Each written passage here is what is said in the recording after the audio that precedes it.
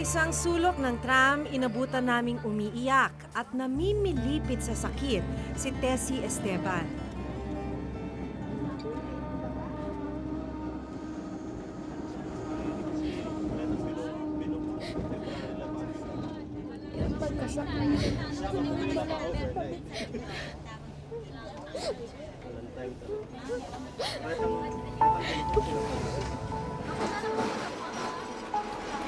Dalawampung taon ng household helper dito sa Hong Kong si Tessie. Pero nito lamang Setyembre nang matuklasang may malubha siyang sakit, stage 3 colon cancer.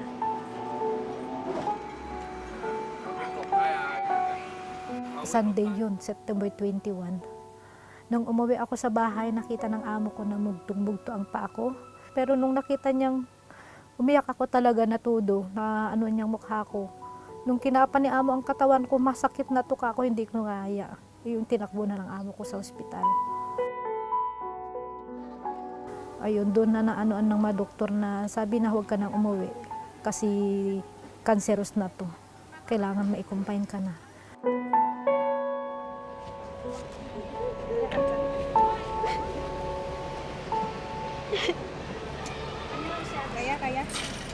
Kaya buhatin kita, targahin kita. Gagawin nila. Okay. Dami ko ng pagsubok sa buhay pero ito ang pinakamabigat. Ito, sakit.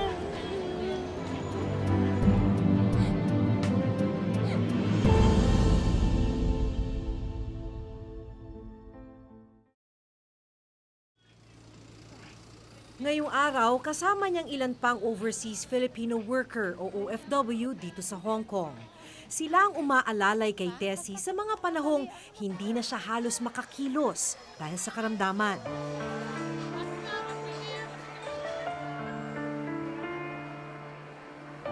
Sa Central Park sa Hong Kong, nagtitipon-tipon ang marami sa mga OFW tuwing araw ng linggo.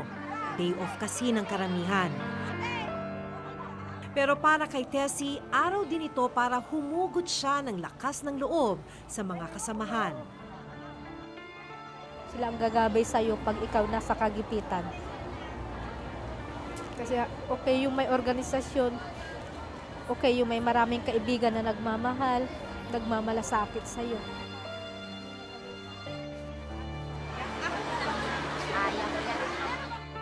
Napakasakit sa amin na nangyari ito sa kanya.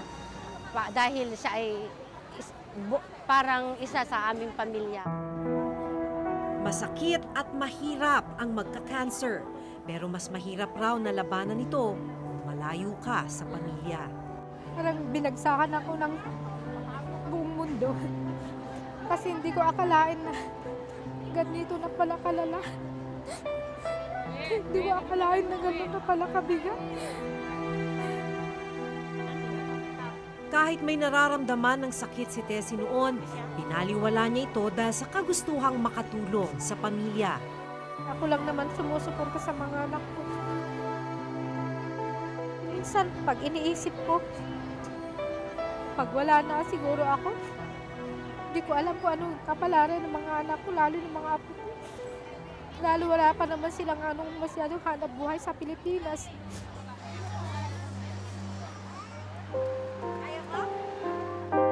Matapos kumain, lumakad na ulit si Tessie. Kahit masakit pa ang pakiramdam, kailangan niyang bumalik sa bahay ng kanyang amo.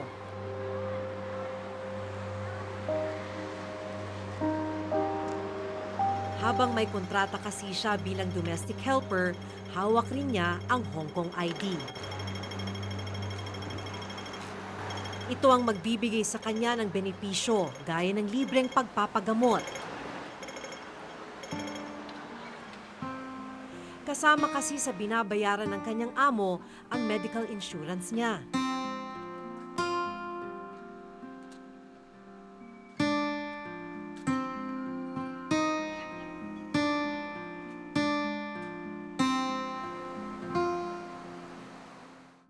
At hanggang ngayon, kahit pa natuklasan ng may cancer siya, kailangan pa rin daw niyang magtrabaho.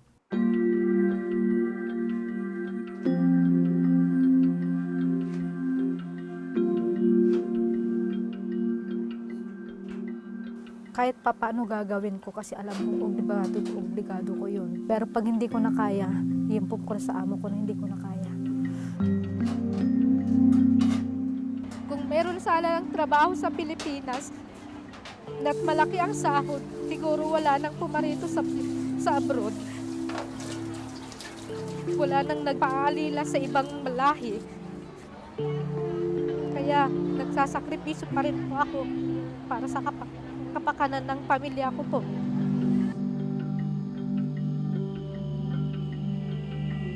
Isa sa mga benepisyo ng isang documented Filipino worker dito sa Hong Kong ay halos libreng serbisyong medikal na ayon mismo sa kanila ay hindi naman nila matatanggap kung sila'y nasa Pilipinas.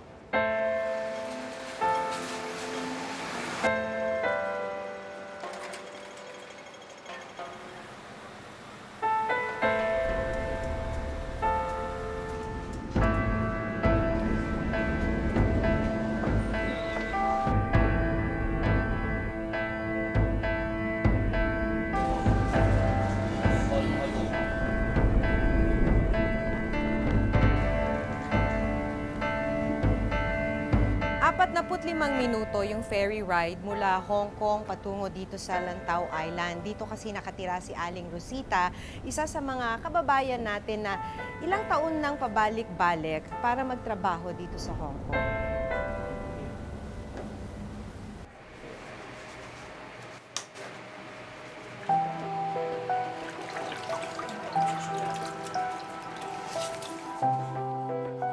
Mahigit 20 taon nang nagtatrabaho bilang domestic helper sa iba't ibang bansa si Rose. For good muna ako ng 2 years from Singapore. Then nag-Dubai ulit. Nag-Dubai ako. From Dubai, nakafinish ng contract. Tapos yun, nakapag-asawa nga. Nag-stay ng 1 year. Then nag-Hong Kong. Hindi talaga totally nag-stay ng Pilipinas. Kasi wala, ang hirap eh. Naranasan ko na ba na mag-stay ng Pilipinas ng 1 year? Nangamuhan ako ba? Siyempre yung sweldo, 1.5 lang. Samantalang pag nag-abroad ka, di ba? Gutom kami mag-ina eh.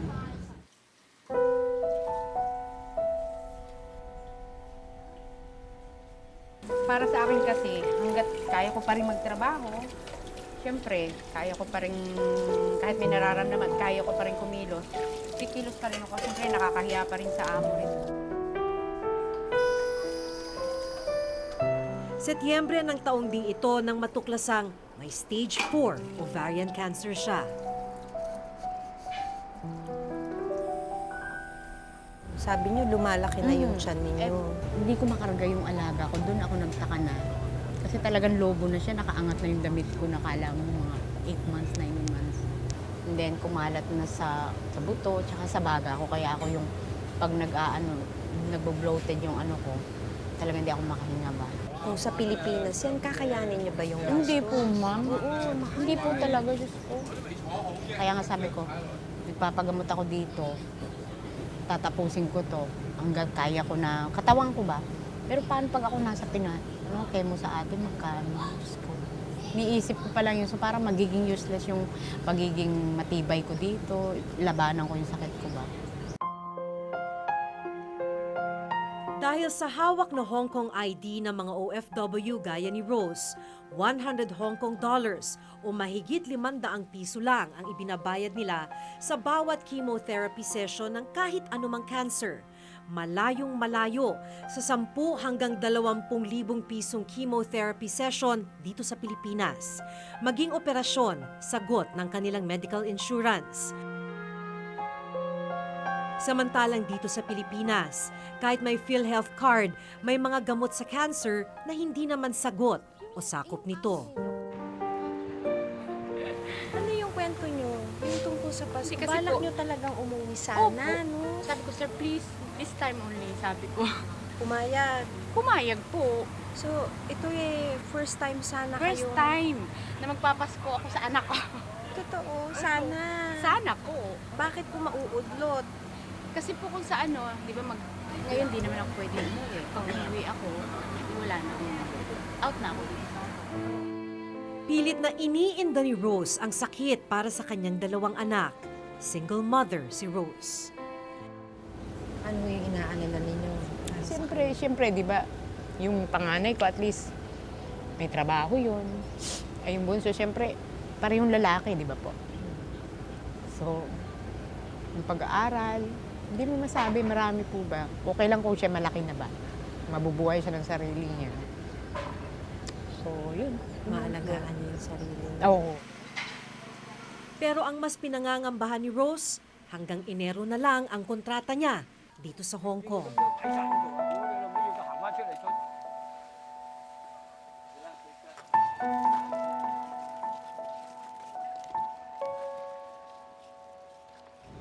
End contract kayo, January. Yun, medyo ando na yung parang nawawala ng pag-asa ako ba? Dahil, Kasi po, siyempre, pagtapos na kailangan ko umuwi na. Kung abutin ako ng January o kung abutan ko yung opera na yun, mas maswerte. Pero kung hindi, sa atin na kung ano pa-opera ko, kasi ibig sabihin mo, pagka nag-end contract, mawawala na kayo ng benepisyo ng Wala na. papagamot ninyo. as in po, wala na po.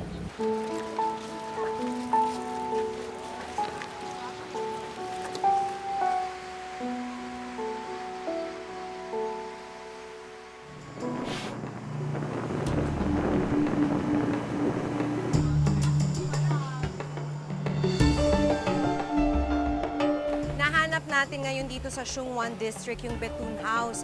Ito yung shelter para sa mga inabuso or kaya traffic o kaya mga may karamdaman nating mga kababayan.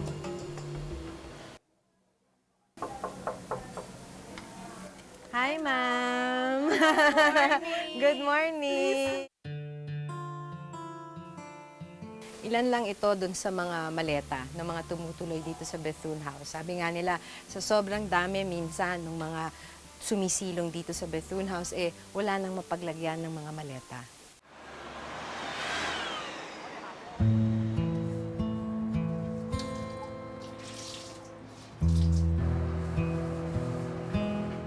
Matapos magtrabaho, pinayagan si Tessie ng kanyang amo na pansamantalang manatili sa Bethune House.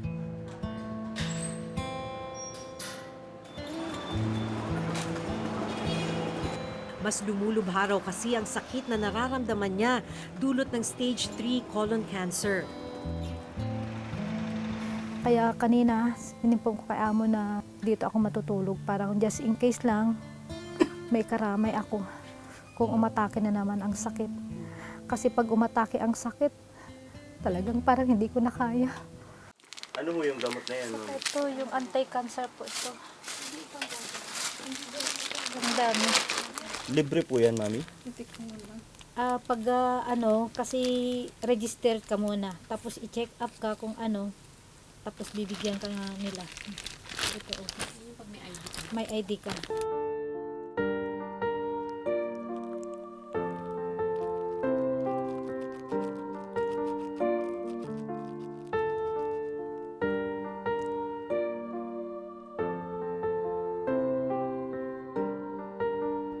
ID po ng Hong Kong. Kailangan namin ito kasi pag wala to, hindi ka na residensya na ano dito sa Hong Kong. Ito ang hawak namin mga OFW.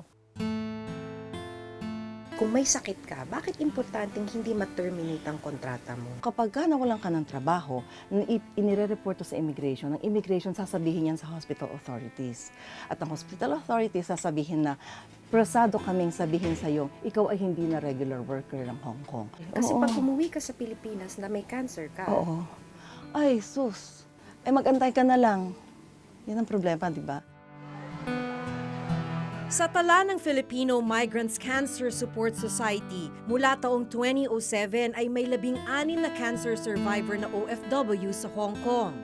Ang malungkot, nasa 30 OFW ang binawian ng buhay dahil sa cancer. Ilan sa kanila namatay pagkatapos umuwi sa Pilipinas.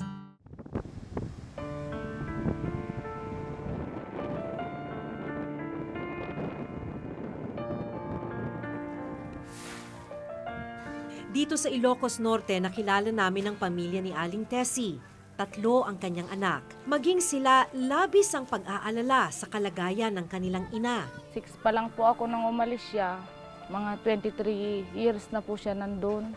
Hindi na raw po siya makalakad. Tapos na ginagamot-gamot na lang po.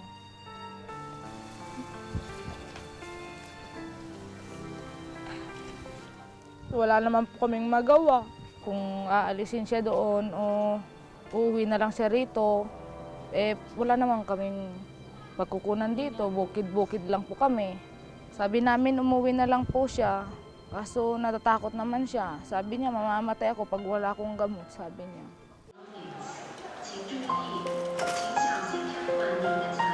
Kapag aalis ng bansa ang isang overseas Filipino worker o OFW, kailangan niyang magbayad ng mahigit 1,000 piso bilang membership fee sa OWA o Overseas Workers Welfare Administration. Ito ang ahensyang naatasang mga laga sa kapakanan ng mga OFW. Kasama sa benepisyong maaring makuha ang accident insurance, disability at burial assistance. Hindi nito sakop ang gamutan sa mga sakit gaya ng cancer. Sa panayam ng Reporter's Notebook sa Konsulado ng Pilipinas sa Hong Kong, nalaman naming umaasa lang din sila sa health insurance na binabayaran ng employer para sa mga OFW na may sakit. Paano rin po natutulungan?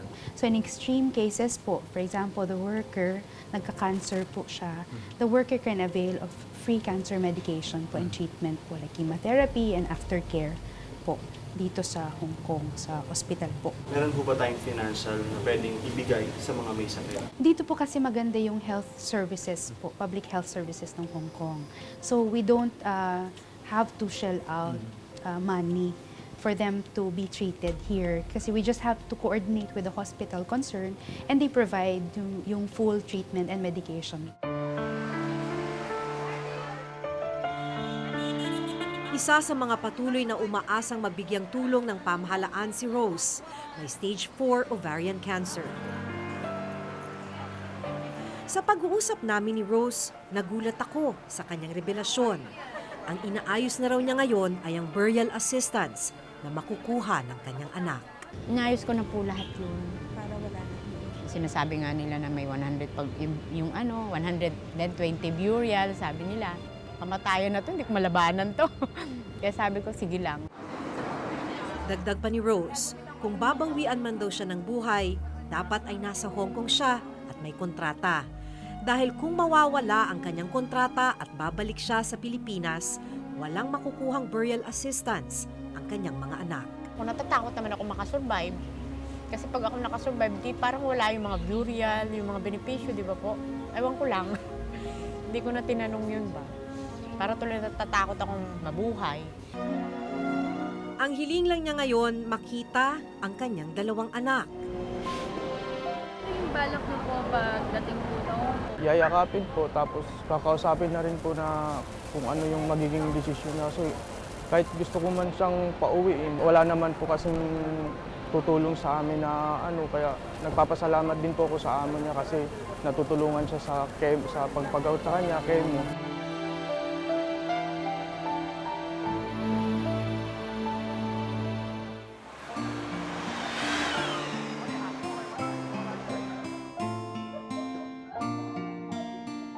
Nakatulong ang OWA para makapunta ang mga anak ni Rose papuntang Hong Kong.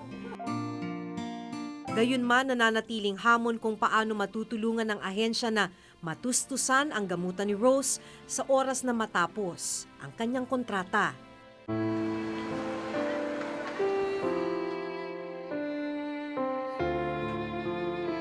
Malungkot na hindi nahahanap ni Tessie at Rose ang oportunidad sa sariling bansa. At hanggang ngayon, sa panahong bihag sila ng matinding karamdaman, sa ibang bansa pa rin sila nakakaasa para sa serbisyong medikal na kanilang kailangan. Kung okay lang ang natin sa Pilipinas at saka yung may hanap buhay tayo at maano yung sahod natin, talagang hindi na rin sana ako umalis sa Pilipinas. Kasi masakit ang mawalay sa pamilya. Lalo na yung mga anak mo iniwan mo na maliliit. Ang sakit talaga, pero sacrifice talaga ang ginagawa natin OFW. gusto ko sana kung ako makasurvive ngayon, huwag naman sanang katulong ba ulit sa atin. Yung mabigyan ng, sabi ko nga, saan makahanap akong trabaho ba? Yung talagang malabanan ko ba, makasurvive lang ako ba? Ako si Jiga Manikat. Ako si Maki Pulido at ito ang bagong dekada ng Reporter's Notebook.